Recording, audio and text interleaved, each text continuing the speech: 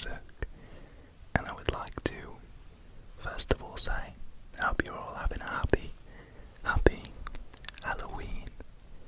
I would also like to thank asmrizak for letting me be a part of this collaboration. Okay, so here we have a book, and in this book we have a plethora of different horror stories, but one tonight that I am really interested in telling you guys is one about a haunted house. So what we're going to do is we're going to open up this book, as you can see here, and I'm going to tell you this haunted horror story on Halloween night. So I hope you enjoy. Sit back, get comfortable, relax, and let's begin. Why I always stay away from haunted houses. I still remember how that screen door slammed that October evening. My foster father's voice, however, was even louder as he shouted at me. "Just where the hell do you boys think you're going?" I gestured over my shoulder at my friend Brett's car, idling at the end of the driveway. I was going to a haunted house with some friends from school, I explained over the rumble of the motor. "Over my dead body," Frank yelled. "Get back up here." I couldn't understand what I'd done to make Frank so angry. He and my foster parents were a little rough around the edges, but they weren't the exploiters or religious nutjobs that I'd feared when I was first put into foster care. They'd been nothing but kind to me so far, although the look on my foster father's face suggested that was all about to change. I wasn't scared of Frank, but I was afraid of what might happen if my new family rejected me. Giving up a haunted house seemed like a small price to pay to avoid the other kind of foster home. I shook my head at Brett. He rolled his eyes and drove off in a cloud of exhaust fumes, taking my hopes of fitting in at my new school with him. From now on, I'd be known as the loser who didn't celebrate Halloween. I dragged my feet on the way back to the porch, but all my irritation disappeared when I saw my foster father close up. He'd fallen, rather than sat, on the rocking chair beside the door. He was watching me with the smell-shocked pale expression of a man who just narrowly avoided a gruesome accident. "You ever been to one of those things before?" he asked. "A haunted house, I mean." I shook my head. That was part of the reason why I was so eager to go. They got all kinds now. Ones with mechanical monsters, ones with people in masks that can jump out at you, and as well some you have to sign a waiver. The waiver basically states that they are not responsible for whatever they do to you.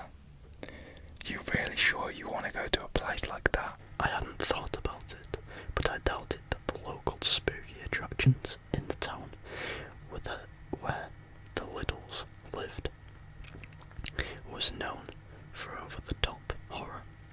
In fact, the bright orange flyer I'd found had said that the place was kid-friendly. Frank rambled on. "Course, most places just put out those warnings for show. If they ever really did hurt anybody, they'd be out of business overnight, provided that they were ever really in business to begin with. I mean, you could never really know for sure who those masked figures are, do you? The ones who you've given permission to come out of the dark, touch you, maybe even drag you off somewhere. Sure, it might just be an underpaid actor in a plastic costume, but can you really be sure?" I'd heard rumours like that before. Campfire stories about serial killers in costumes who snuck into Halloween attractions to hunt their victims and never paid them attention. But the look on Frank's face made me reconsider. I'm not just talking about a couple psychopaths here. What I want you to think about is this. Why do haunted houses exist? I shrugged. I didn't know where this bizarre conversation was going, and at this point, I wasn't sure I wanted to go and find out. But Frank wasn't done. Don't think I can't see the appeal. Of course, getting scared is sort of fun, if afterwards you walk back out into the sane, ordinary world you left behind. But what if you don't? What if it's the houses that want people to go inside, and not the other way around? I took a deep breath. So my foster father thought that the buildings can have personalities. There were worse kinds of crazy to be. I reminded myself and looked wistfully down the country road where the fumes of Brett's cars still lingered. This was now my life, and I'd have to make the best of it. I muttered an apology and moved towards the door, telling myself that I should count my blessings, but Frank's hand wrapped around my wrist like a claw. Look, I'm willing to bet that nothing would have happened if you boys had gone to the haunted house in town tonight. People visit haunted houses all the time, right? Nothing happens to them, well, most of them, but if it did, would anyone notice the pattern? Think about it. If a cop or university professor suggested researching haunted house disappearances, they'd be laughed out of a job, so people look away, and it keeps happening. Frank drank a swig of water like a man throwing back a shot, and for the first time I wondered whether the water that he always carried with him was really a substitute for a different sort of bottle. Halloween wasn't always the big, flashy holiday that it is today. When I was your age, we had a few hay bales and pumpkins in the front of the town hall, some cardboard witches in the windows of the elementary school, and that was about it. If you wanted something fancy, like a rubber mask or a costume party, you had to go to the big city, Frank sighed. I shouldn't have yelled at you, but when I saw your buddy pull up in his car, I thought back to the Halloween night when my two best friends and I took that drive and went to our first haunted house. Cassie and Tyler didn't have any friends. I didn't either. That might have been the only thing the three of us had in common, but it was enough. See, Cassie's dad never did nothing but drink and cause trouble, and most folks figured that the apple didn't fall from the tree. Tyler, on the other hand, Frank blushed. Well, the only thing people had against him was that the colour of his mama's skin was different from his daddy's. The two of them had been dating for years, which is about as serious as it gets in high school. When they adopted me into the little group, I don't know why. Hell, maybe they were just bored. Either way, with Tyler and Cassie, I finally started doing the sorts of things that I always imagined teenagers did. Smoking in the park, walking down railroad tracks, swimming in the river in the summer, and having plans for Halloween night. That's the worst part. The part that still strings. The haunted house was my idea. We had it all planned out. Tyler's mom was an editor for some magazine, and a grateful author had sent her some expensive liquor as a thank you gift. Tyler would steal the bottle and give it to Cassie, snatch his keys, and pick us up on the way to town. We'd go to the city, where we'd trick or treat like little kids, visit a haunted house, try to sneak into some college parties with the full moon rising and that full wind in our hair. It felt like anything could happen. We had it all planned out. Frank repeated and shook his head. After buying some silly discount masks and gorging ourselves on candy bars from the rich neighbourhoods, we headed for the haunted house. We hadn't kept track of time, and Cassie was afraid we wouldn't get there before close. Not to mention the line of us were used to the city, and just finding a place to park amongst all those cars was a nightmare. It felt like the house, with its creepy lighting effects and soundtrack of evil laughter, was teasing us. Cassie left the car in the front of a fire hydrant, and we took off down the sidewalk, hoping we weren't too late. The ticket guy was a kid, our age, in a zombie face paint, and an oversized pinstripe purple suit. He told us that the house closed at half an hour before midnight, and we were 3 minutes too late. All he wanted to do was finish cleaning up and go home, but I guess the look on our faces made him change his mind. He sighed, took our money, and pulled back the red velvet ropes in front of the front porch stairs.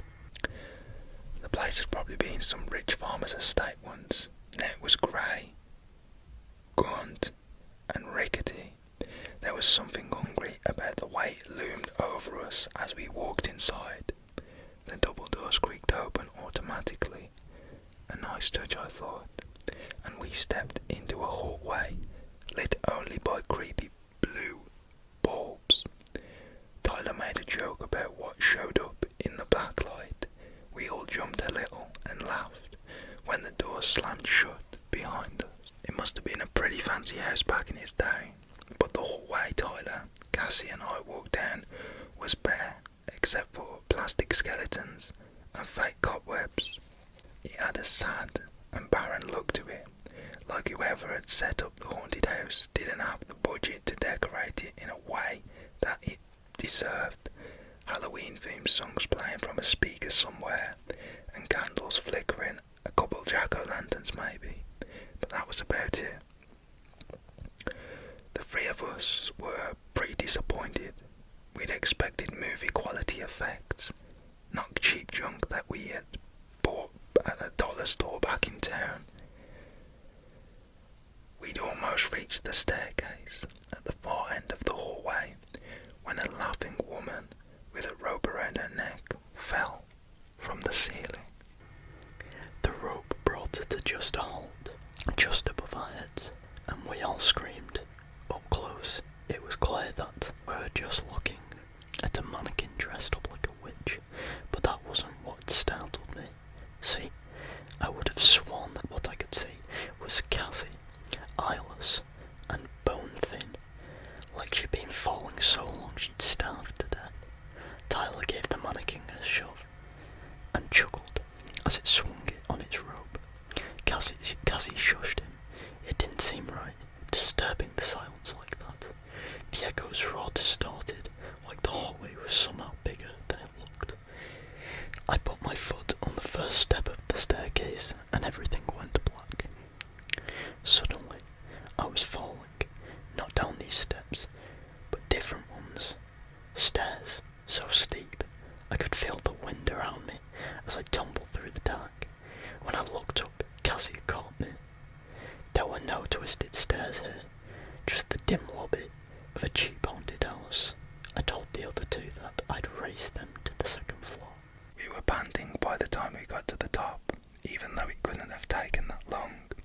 The theme up there was a classic, monsters, a mummy that popped out of a broom closet, rubber bats bouncing from the ceiling, a mechanical zombie that sat up from its coffin as we passed by. Nothing scary enough to even make us look twice. Nothing like what happened to me on those stairs. An arrow painted in fake blood directed us to a door on the left, and Tyler yanked the door open impatiently. We were bored already, eager to be done with this and worried about the car, but what we saw behind that door stopped us right in our tracks. It was just an ordinary living room, no decorations, no cheesy theme, just a gramophone, some armchairs, a ticking wall clock in the shape of a cat with big eyes that swung from the side to side. It was a near-perfect replica of how most people lived almost a century ago, except that it looked brand new. There was even a cigar burning in an ashtray and half-finished glass of brandy. minute, it felt obscene, like we were invading someone's privacy. I was about to suggest that we turn back when the door slammed and locked behind us. I knew we had crossed that eerie room to leave it, but even so, it was hard to take that first step. The tiny pink flowers on the hideous wallpaper seemed to squeam like tiny fingers, and I had an awful feeling that we were being watched from the far corner of the room. Suddenly, the gramophone started playing by itself, but the noise coming out of it wasn't music. It was us, Tyler and Cassie, and I screamed, arguing, shouting in terror about bruises and grabbing hands. We'd never spoken those words in our lives. The three of us looked at each other and all had the same thought: get out of here as quickly as possible. The gramophone kept getting louder and louder. I thought my ear was gonna bleed before we got to the door on the other side of the room, but once we were through it, the noise stopped completely, and all lights went out. We closed the door behind us and leaned against it, too scared to talk. Tyler started to say something about how maybe it was all a part of the act, but the words died in his throat, especially after he looked around at where we were. It was a dim, dirty kitchen.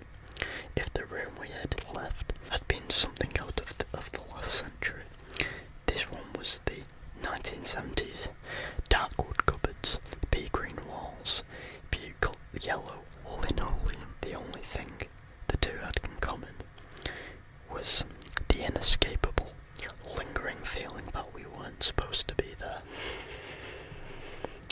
Like something was leading us into its trap, hunting us. Once when I was a kid, the basketball I was playing with rolled under a neighbour's porch. I crawled in after it without thinking, and as I was feeling around in the dank, cobwebby dark, something growled at me. I never found out what it was. A stray dog, a mountain lion, or maybe even just a rabid raccoon, but I never felt that kind of fear again until I stepped into this nasty little kitchen, like I'd gotten myself trapped in a cramped place with something hungry and horrible. There was no windows and only one door. We had no choice but to keep going deeper into the house, if that's what it was. There was something strange about the air in there. It seemed to be moving, and it wasn't until we approached the dripping faucet that I realised what it was. The air was buzzing with thousands of tiny flies. As he clamped a hand over her mouth and leaned over the sink to see what they were coming from. Then she groaned and bolted from the door.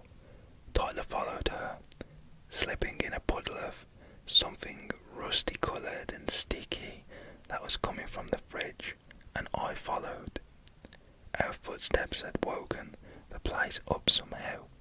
There was a bang from the inside of the cabinets, then another, so hard that they shook, and I realised that I absolutely could not handle seeing whatever was about to come out of there. We shoved each other through the door just in time, and felt the slam when something crashed into us from behind. More came, hard enough to rattle the door on its hinges, but it held. We were in what looked like a children's nursery. Bright, white, smiling zoo animals painted on the walls. Small bed topped with plain white sheets. A nightlight in the shape of a grinning plastic moon. It was dead silent, like the room was waiting for us. Then all at once, 4 almost human shapes sat up beneath the covers. We froze, too scared to move. Then something reached out from beneath the bed and tried to pull me under. I yelped in pain, kicked it off and ran. Once the door was pressed shut behind us, I rolled up the cuff of my jeans and I found a burn mark in the shape of a tiny hand with too many fingers. It was still painfully cold to touch.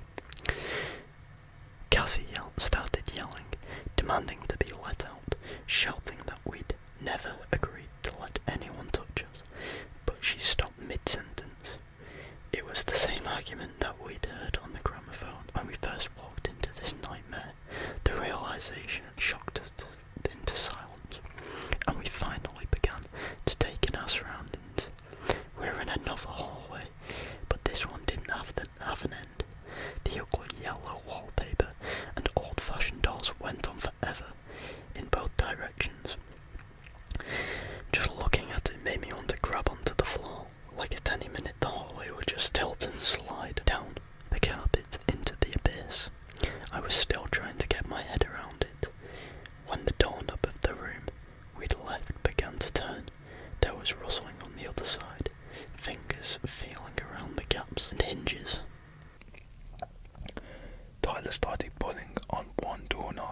another, but they were all locked.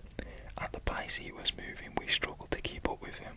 He started knocking instead, swearing he could hear movements and voices on the other side of the doors. He yelled and pleaded he did, begging to be let in. Then, when Cassie and I were too far away to help him, he got his wish. The door in front of Tyler swung open, and I saw the terror in his face for just a split second before he was sucked inside. Oh, Jesus. The door shut and locked itself behind him, but Cassie and I weren't going to let that stop us. I kicked the door until my foot went through it, and then I held in pain. There was nothing but a wall on the other side. It was like the house had totally swallowed Tyler up. Even worse, we had no idea where he was. The other side of the door were all identical, and none of us had thought to mark the point that we had started from. Cassie just shut down, holding her head in her hands and muttering about how this couldn't be happening. I remember thinking that, at this rate, it wouldn't be long before both of us went crazy, and maybe that was the point. Then I heard hinges creaking. By the time I spun around, the door was wide open. There was nothing but darkness in the other side. At least, that's what I thought at first. Once I got closer, though, I saw the stairs, narrow, uneven, with a plunge into blackness on either side, and no guardrail. I never mentioned that I'm scared of heights. I couldn't do it. I told Cassie that I'd starve to death in the endless hallway before I'd make myself climb down there, but she wouldn't take no for an answer. Through a mix of pleading insults and holding onto my hand, she finally got me to move, even though I had to crawl backwards to do it. Those steep, jagged stairs were made of something slick and cold as ice. A black wind blew around us as we crawled downwards. It felt like being on the edge of a mountain peak, even though I knew that was impossible. We were still indoors, weren't we? Or maybe, on the other hand, we hadn't been in that cheap haunted house for a long time. Just maybe we'd been swallowed by someplace else. Before long, the stairs were so tall and narrow that it was almost like being on a ladder above empty space.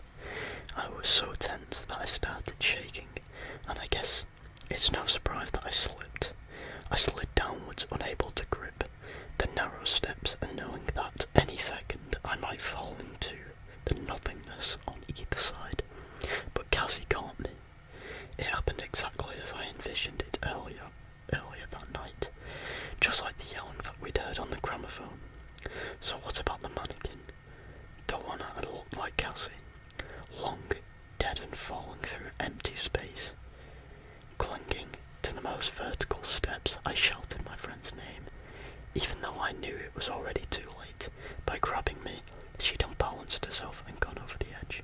She probably didn't even have time to scream. Cassie had been so sure that the stairs were our way back out, but what if they had been just a trap all along after all? We hadn't opened the door to the darkness.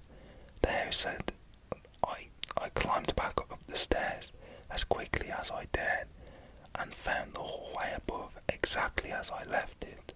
Well, not exactly. There was an end to it on either side, and there were sounds, cars driving by outside, the hum of a heating system, and the teenager who had taken our tickets yelling about how I wasn't supposed to be back there. And anyways, the haunted house was closed. Of course, I filed a police report, a lot of good that I did. When I told them what had happened, they decided my friends and I were junkies on a bad trip. Later they kicked around the idea that we were in some kind of satanic cult and that I'd killed them myself. In the end, I guess they just decided the whole thing was too complicated and strange to bother with. Tyler's family moved away without a word to anyone, and Cassie as his dad drank himself to death before Christmas. The neighbours said that at night he would scream out her name like he didn't know she was gone. I stayed where I was, and I did my best to forget about the whole thing. As you can see, it really hasn't worked for me. The sun had set while Frank had told me his story, and in the twilight gloom he looked almost like a ghost himself. I didn't know what to say. I mumbled something about how it was getting cold on the porch and headed for the screen door. "I'm not asking you to believe everything you hear," Frank smiled. "Just promise me that, as long as you live under my roof, you'll stay away from haunted houses." I nodded, and Frank pulled himself up from his rocking chair to follow me inside for supper. That's when I noticed the scar on his ankle. A scar in the shape of a six-fingered hand.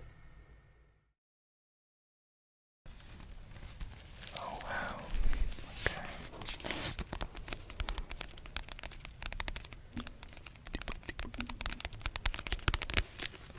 Very interesting story, I do have to say. And one last thing as well. I want to thank asmrizak for letting me be a part of this collaboration. I truly hope that you enjoyed, and with that being said, this is Izak. Anyways guys, I hope you enjoyed the very scary